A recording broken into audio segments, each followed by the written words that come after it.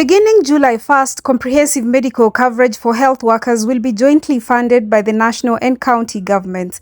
This is according to Health Cabinet Secretary Aden Duale speaking during a high-level visit to Riruta Hospital by the International Development Association Vice President and French government parliamentarians as Kenya showcased progress in universal health coverage, primary healthcare and digitized service delivery. During the visit, Duale said Kenya's healthcare reforms are focused on accessible, affordable and quality healthcare through investment in health workers, infrastructure, digital systems and universal health coverage under the Social Health Authority program. The Social Health Authority has a visibility. It can even tell when a patient has not been given a medicine. And he'll send him a text message and says, "You have gone through the system, why are they not giving you medicine?" And the patient will go back and ask. If he's not given, then the social authority will disburse everything else, but will not disburse the amount meant for medicine.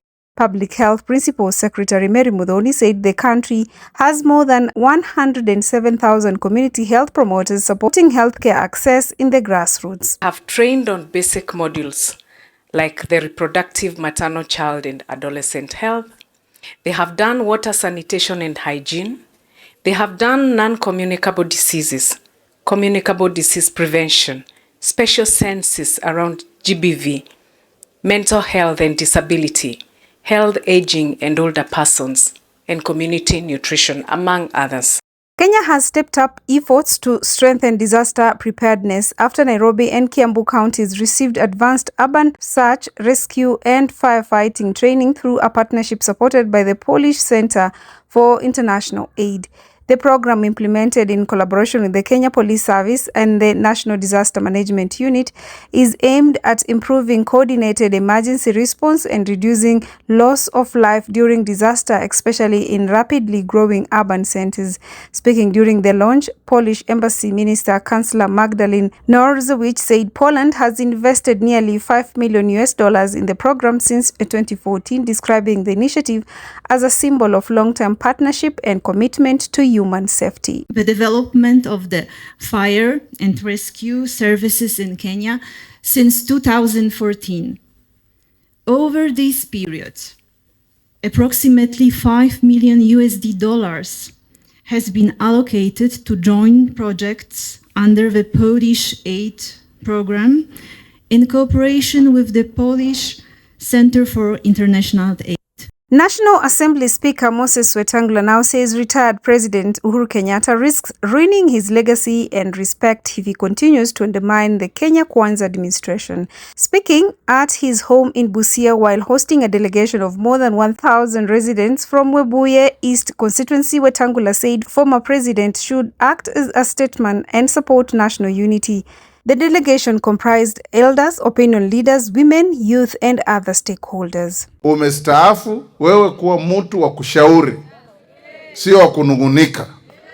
Kuwa mtu wa kushauri, mtu ya kusaidia nchi. Because when a country goes astray, we count on our senior leaders, including you, Uhuru Kenyatta.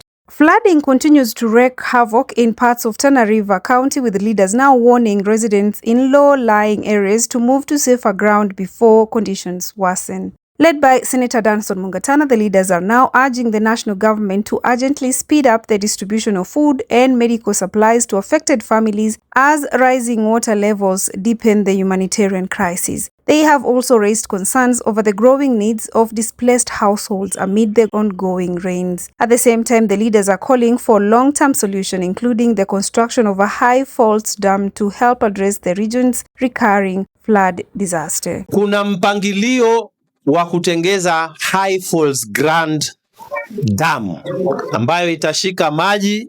Haya maji yatakuwa hayakuji kusumbua watu, yanakuwa released in a controlled manner. In sports, Doreen Kibet and Amos Kipruto have been crowned champions of the Iten 15-kilometer road race after outpacing a field of more than 1,200 athletes in Iten Elgeyo Marakwet. In the women's category, Kibet delivered a dominant performance, winning in 51 minutes and 6 seconds. Judy Jepngetich finished second, while Naomi Che Mweno claimed third place. In the men's race, Kipruto crossed the finish line in 44 minutes and 33 seconds ahead of Dennis Kipkuru and Kiprono Kipkemei. Kipruto described the race as highly competitive, saying it provided the perfect test ahead of the upcoming athletes season. Organizers say the event continues to play a key role in identifying and nurturing emerging talent as athletes prepare for international competitions. Nimekuja like challenge to hapa Iten ni famous kidogo.